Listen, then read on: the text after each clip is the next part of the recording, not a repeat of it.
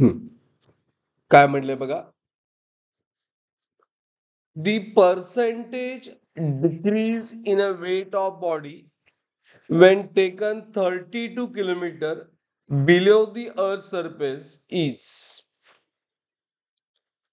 percentage decrease in weight असं विचारलंय.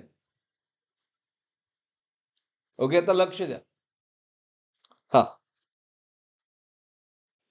आता आपल्याला माहिती आहे की विथ डेप्थ वेट कमी होत आहे. सेंटरला वेट किती असतं नील? 0 असतं. Very good. मग वेट ऑन अर्थ सरफेस में डब्ल्यू हे कमी होतंय म्हणून -WD ऍट डेप्थ. कशामुळे कमी झालं? डब्ल्यू. अँड पर्सेंटेज म्हणजे 100 इंटू 100. आपल्याला हे फाइंड करायचं. काय फाइंड करायचं का आलं? बरोबर.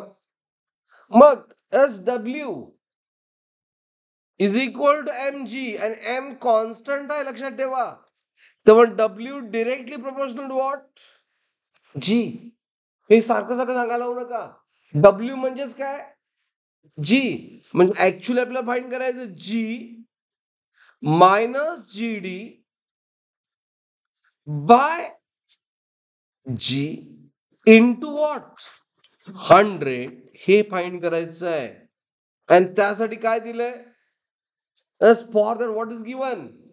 When taken 32 किलोमीटर बिलो अर्थ में काय दिलंय? D दिलंय. किती?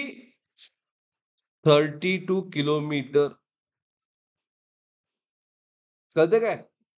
R दिले काय? दिले 6400 किलोमीटर. R दिले. इन सेम युनिट में कन्वर्ट करायची गरज नाही. रेशो आहे, बघूया कन्वर्ट करायला लागतं असं करूया. कुठला फॉर्म्युला यूज करणार? GD आणि G मध्ये रिलेशन आहे काय? आहे. काय फॉर्म्युला आहे? कोण सांगणार बघूया फास्ट? GD. हा, G minus 1 minus D by R. Right. बरोबर.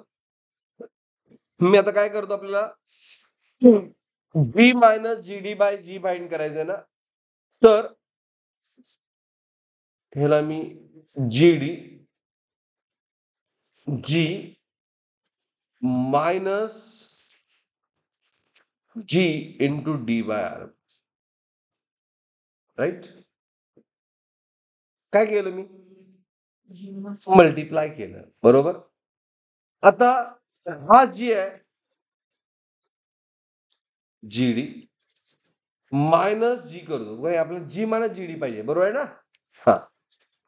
सो ही जी टर्म आहे ती मी लेफ्ट साइडला घेतो. बघा काय होणार? Plus G into what? D by R is equal to G minus right. मग हे G ह्या साईडला पाहिजे.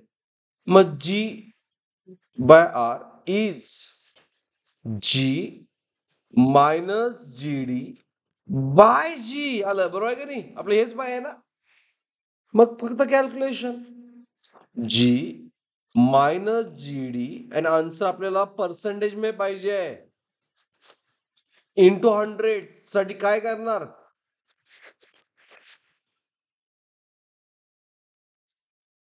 D by R into what? 100. झाला सॉल्व. D किती आहे? How much D? How much R? Into what? 100. Will get cancel. मग 32 bye 64 म्हणजे half.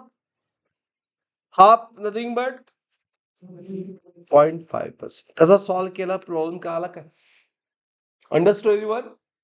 So 0.5% nothing but option 505%.